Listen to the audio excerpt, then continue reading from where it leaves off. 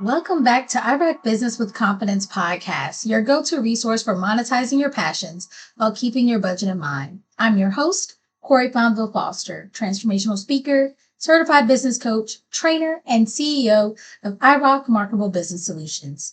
In today's episode, we have a wonderful guest joining us. Please welcome Dee Tomashoff. I'm a financial strategist who helps clients reach six figures and beyond by leveraging financial and operational data to drive business strategy.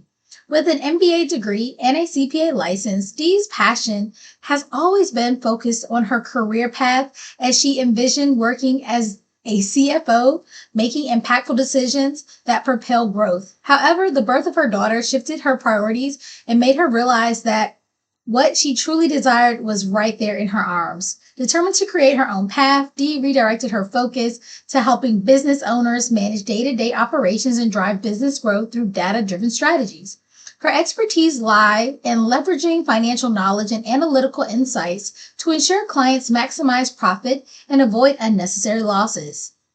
Dee's passion extends to working with women entrepreneurs, bridging the financial disparity between men and women worldwide, with a dedication to empowering her clients. Dee offers her services as a retainer, consulting, or project-based to help her clients reach their business and financial goals. Today, our conversation centers around the topic of pricing for profit. Dee will share invaluable insights and strategies on how to set pricing structures that maximize profitability without undervaluing your products and services. Get ready to gain a deeper understanding on financial strategies that can propel your business towards greater success. All right, welcome back to the podcast. I have my good friend here with me today, Dee Tomashoff, and today we're talking about pricing to profit.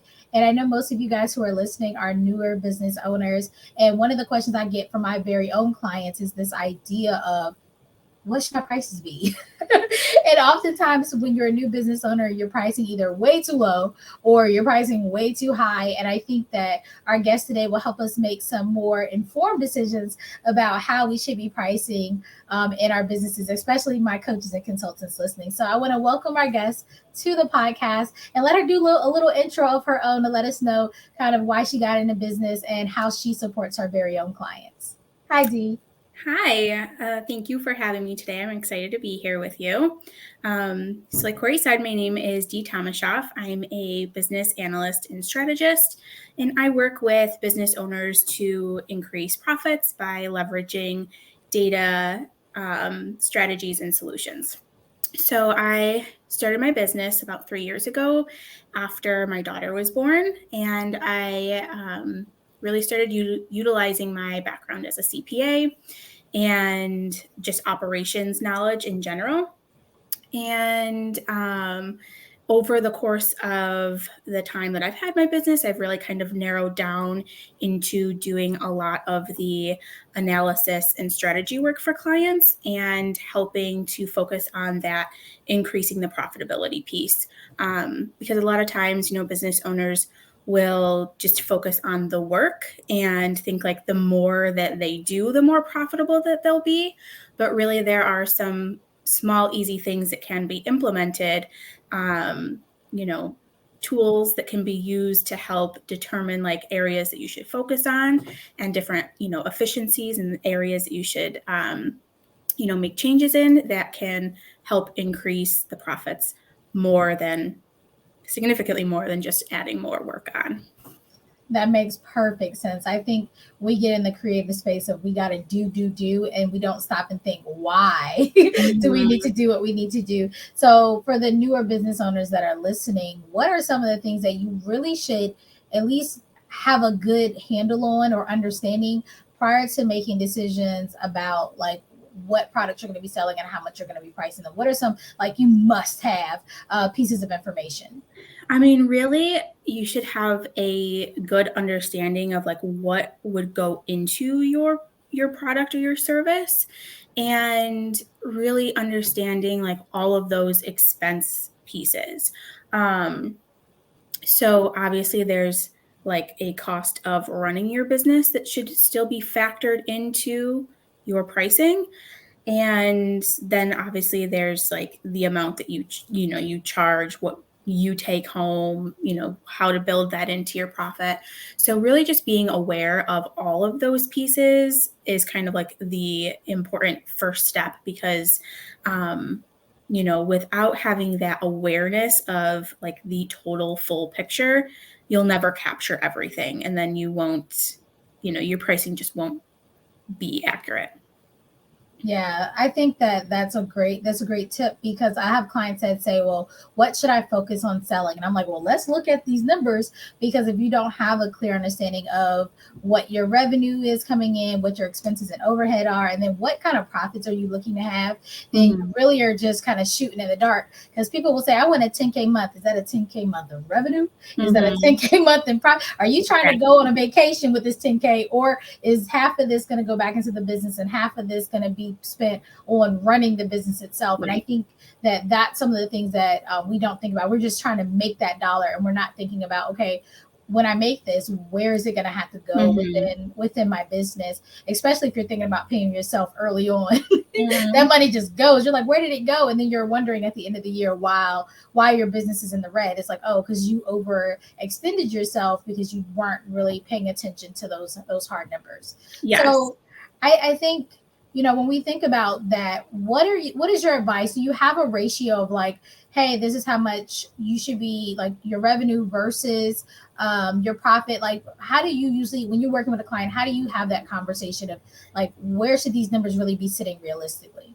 Yeah, so there are definitely different like industry standards, and they can range like all over the place, right? Like it really depends on what type of business you are. If you have team members on with you. So like a single service provider might have, a gross profit margin or a profit margin of like 90%, whereas a agency model business, they might be at like 20% at the top end of the range. So it definitely really depends and can be a big a wide range there. Yeah, that makes sense for sure. So let's do a scenario, because I work with lots of clients, but they all usually come in around the same place. So let's do a scenario that we have a coaching client, and they're trying to really decide where to focus their attention between maybe one-on-one coaching, group coaching, or like selling a course. But their goal, and they've made no money. Their brain's making new. Their goal is to hit that magical 10K, because that's the number everyone always throws at me. What would be some of the advice that you might give them around either pricing or just kind of thinking through those products of, like I said, group coaching, a course, or one-on-one coaching? So I think when you're first starting out, really the best way is to start simple, right? Like the path of like least resistance. So in that case, like I think I probably would recommend like that one-to-one coaching model, because right, like you don't have a lot of those like background expenses. You just have yourself and your client. Whereas with like a course, you obviously have like your systems that you have to invest in to provide those services to the client. So that's not to say, of course, that, you can't add things on. But when you start, it's definitely best to start simple. But really like the best thing about understanding your pricing, so kind of going through the different pricing models and doing a pricing analysis, is it's a tool that helps keep you accountable for what you should be charging, because a lot of times we have it's just natural, right, for us to like undercharge, not really see the full value of what we provide. So having a tool, that's kind of already rooted in that analysis of what's the best pricing model for your business, but then having like the formula that helps spit that out for you will help you determine, what that pricing should be. And then when you're looking to add on new services, you can go through that whole exercise again.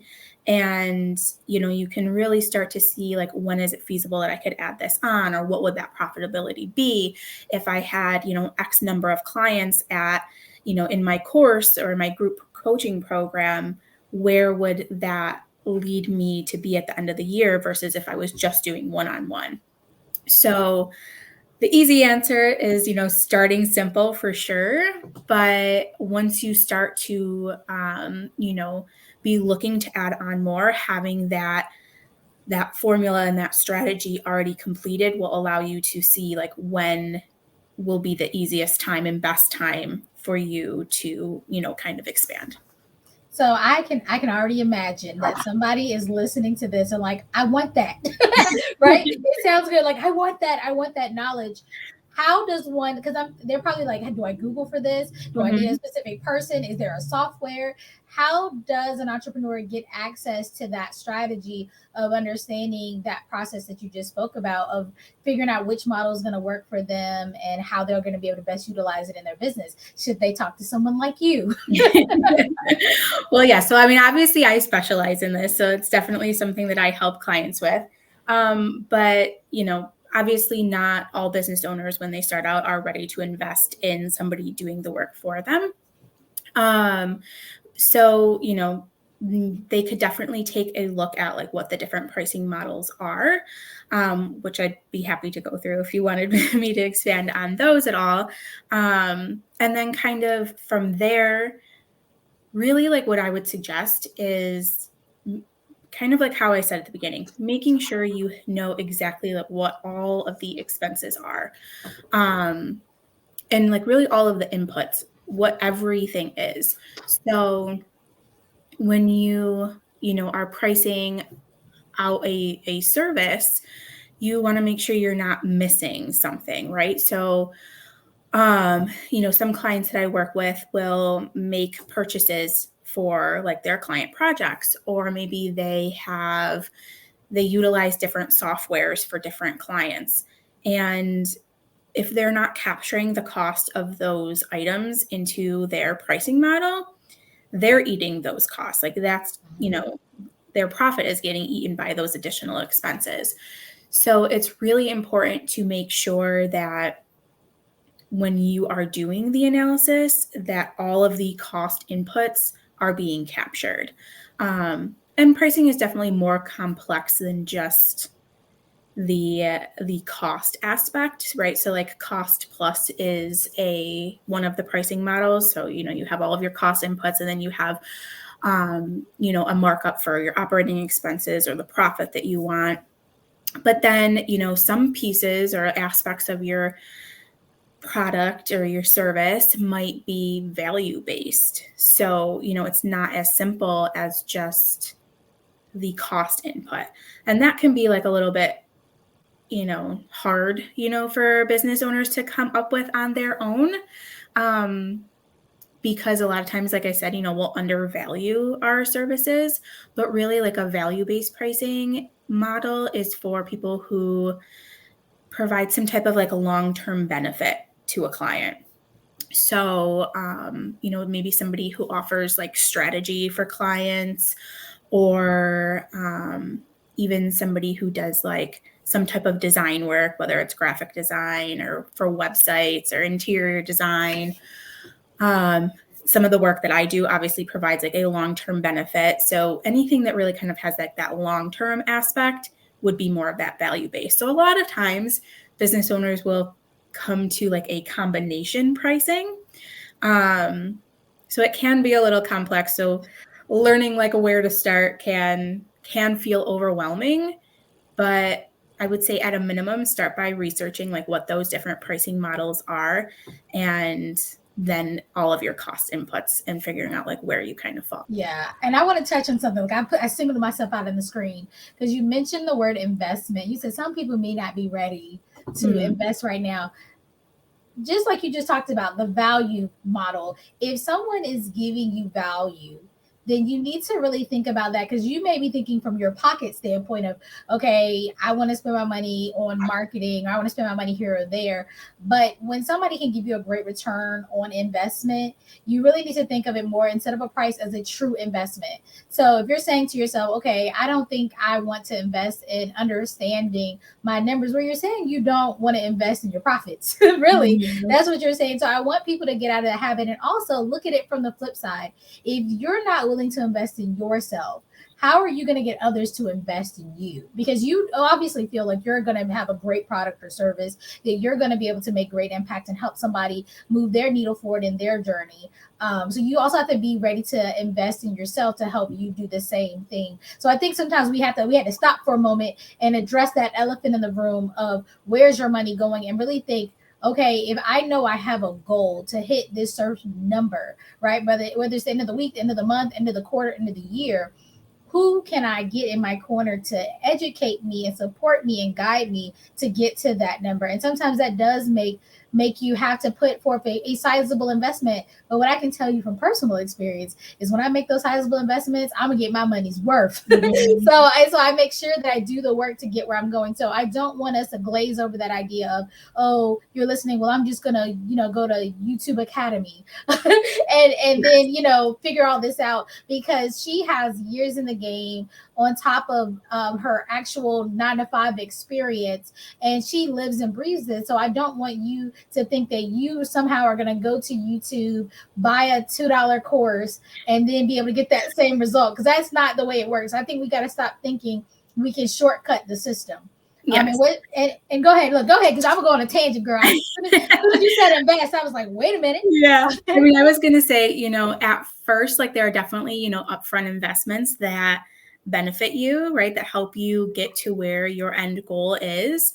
But also, like, the real benefit of understanding your pricing model and having the right pricing model for you and utilizing a formula will allow you to, like, build your profit, right? And it's not just, I mean, it can be so that you can pay yourself more, or maybe work less hours, take on less clients. But it can also be so that you are able to continue to make additional investments in your business and continue to grow your business, add on, additional offers in your product suite, things like that. Um, so, so there really is so much more that you can do with your business than just paying yourself, right? So really those investments do pay off, and making sure that you are profitable, and as profitable as you could be, is really important, right? Because some business owners might be like, well, I'm making money, I'm paying myself. Do I really need to do or learn more? But really, like, the key to having a successful business is, not bleeding profit, and learning from where you can make changes and improvements. So when I do the work with my clients, I always set them up so that they have something that they compare their actual, what actually happened on a project to what the pricing formula spit out. And then you learn and you iterate and you make changes and you increase efficiencies, and all of those things compounded together is what will make your profit, like, just continue to grow.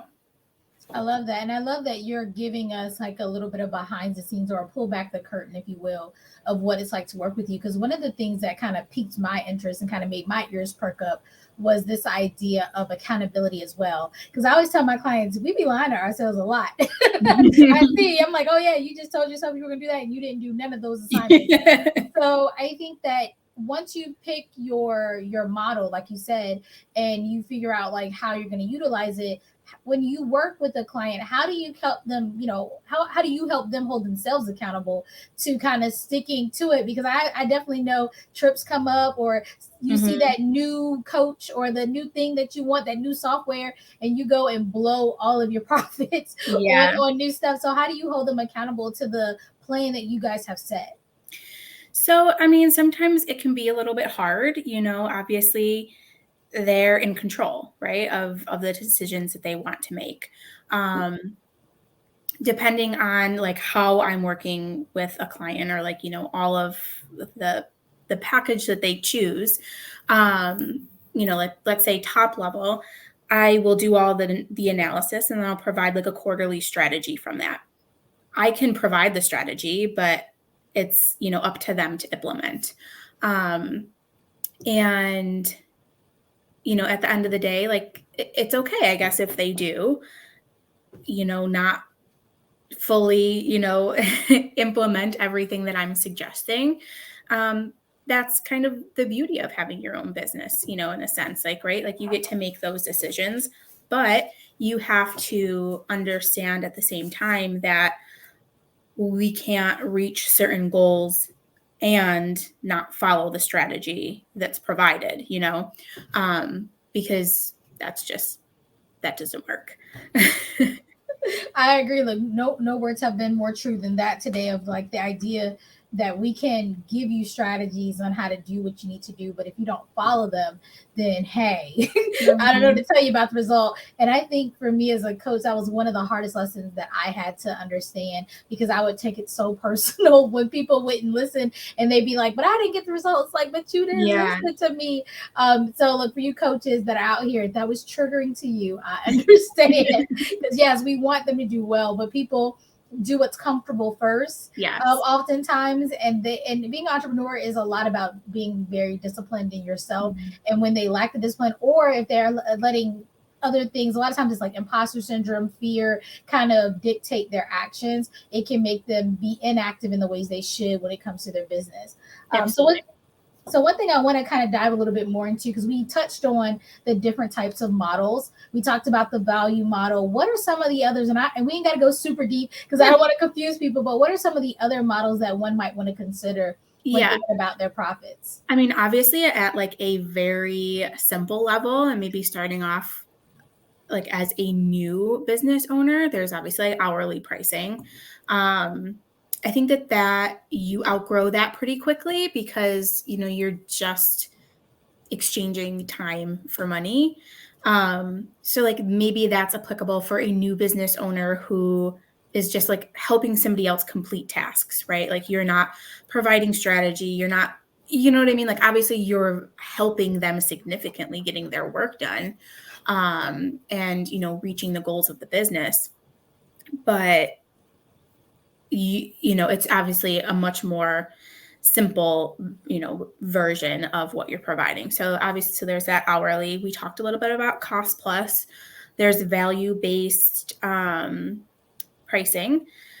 There's also like fixed or project-based. So that would be for somebody who has a like very repeatable process. They're very clear about what is and what is not included in their process. So this might be for somebody who does like system setups and they only work in one system. They know that system in and out. And maybe they have like different levels of, project pricing for that system setup. And the client just picks that and they know they're getting X, Y, Z. And so that's like a flat rate, fee for that project. Then there's also like competitive pricing, or like looking at what the competition is, pricing that service for. I like to suggest to use this as information, but not use it as a way of pricing your product or your service, because obviously the cost structure of every business is completely different and the goals of every business is completely different. So, and also like the experience of the service provider is very different. So it's good to kind of see like what people are paying, what people are willing to pay for a certain service. But I definitely wouldn't say, you go out and you see another service provider is, charging $2,000 for, the same service that you offer, and you're just going to select that. You should definitely go through your analysis and kind of use the competition pricing to kind of gauge, like, are you on the high end? Are you on the low end? Does it, make sense? Things like that. And then lastly is like combination pricing, which is really kind of where most people fall. Because, you probably have, that cost plus element, you might have that value-based element. You're going to take a look at what the competition is pricing. So that's kind of where like a lot of service providers will fall out using is like a combination type pricing. But, again, you could fall in any type based on the service you're offering. Or even like, if you talk with a potential client and maybe they only want a specific piece of what you have to offer, then maybe you're just going to settle on a value-based piece for, what they're looking for or, whatever the specifics are. Yeah, because when I was listening to you, I was thinking, I was like, as you're going through different ones, I was like, I've done that and I've done that one. Yeah. I think it also can change as your business evolves because when I think back to when my business first started, it was definitely like pay per project. It was like, I'm going to give you this service, you're going to give me this amount. And that was all I offered. And then as my business grew, we had that, but then we also had the value. And then even now, when I look at my business, while I don't advise most coaches or consultants to have a lot of hourly products because we're worth more than just this idea of how much I charge per hour. I do always offer this thing called a power hour coaching session. That's the only thing you can pay me by the hour for, but you can only do it like once a month. And so I think that I don't want anybody to think once you pick a model, you have to stay with just that forever. But I do think as a new entrepreneur, because again, I know that's who mostly consumes our content, I think that instead of making yourself super confused, it is good to have this analysis done and find a method that you can start with. And I love the idea that you kind of check in quarterly because you may have hit your quarterly goal and now you can add more products to your suite of services as well as you hit your targets. But I think when you try to put everything out on the table, when you first start, you're going to be overwhelmed. It's going to be hard to make sales. It's going to be hard to be clear on your messaging. And then you're going to have a lot more prices to figure out and figure out how they're going to work together. How many group coaching sessions, how many one-on-ones do I need? How many books do I need to sell? And that's just a lot to take on as a solo entrepreneur without a team. It is, absolutely. So I want to ask you, because we talked a lot about the right way to do things. Like these are the things you can do to, set yourself up for success. But you've worked with many clients over the time you've been in business. What are some of the common mistakes that you see time and time again? Because we want our audience to avoid those common pitfalls as they go into figuring out their pricing for profit. I mean, definitely the number one thing that I see a lot is that people sometimes don't do this at all. Like I'll have clients a lot tell me, I don't know if my pricing is where it should be. I don't know if I'm making money on jobs. So that's definitely the number one thing that, is a pitfall. And then from there, I think like not capturing all of the expenses. So for example, like when you're doing the cost plus model, you might be looking at your income statement, right, for all of the expenses that you incur in your business, but there are actually cash outflows that don't get recorded on your income statement. So for example, and obviously this depends on what type of business you're set up as. So for like a sole proprietor or an LLC, any owner's draws, so anytime you pay yourself, that is something that's a balance sheet transaction, or tax payments, that's just a balance sheet transaction that doesn't go over to your income statement. So if you're not capturing those costs in there, so you're not capturing like how much you want to pay yourself or how much you need to save for taxes, your pricing right away will be, incorrect, right? You're not going to be capturing the full picture. So that's definitely like a big one, is not capturing all of the expenses. And then kind of similarly, not capturing everything that goes into the service you provide. So sometimes it's hard to like think of all of the like nitty gritty little things that you do to complete a service that you provide. But really that's kind of like the starting point that I tell clients to, like when we do this work, I need a brain dump of everything that goes into you completing that project or that service for a client. Because if we're not capturing all of those, those inputs, we'll never have like a full picture. And, like we had kind of said before, like these things can change, they can evolve. You might add on different things to your packages in the future. You might take things off. And really, like, that's the key with doing the analysis, at the end of every quarter, or maybe if you're, your products are shorter length in nature. When you first start doing this, maybe you do the analysis every month, or whatever is best for you, but you are able to see things that maybe you didn't capture, right? So you're looking at your actuals compared to your estimate, and you're like, oh, I don't have this built into my pricing formula. I forgot about this. And then you're able to make those changes, right? So the whole idea with the work that I do is not to like figure out it is to figure out like what that pricing should be, but it's to learn from what your data is telling you, so obviously you need that data to start, but it's learning from what it tells you over a period of time so that you can continue to implement new things or changes in your structure so that you can continue to be on that path of growth. Yeah, because what I'm hearing from kind of all the things we've been talking about through this whole conversation is the idea that that by getting yourself the information related to your numbers, related to your expenses, related to your expectations for growth, by kind of getting all these things, all these numbers in front of you, you're able to just make better informed decisions. Exactly. And you can lean into that. And I think it's great because there's already so much uncertainty as a business owner. You don't know which products are going to be your big successes. You don't know in reality like how many clients you're going to be able to obtain.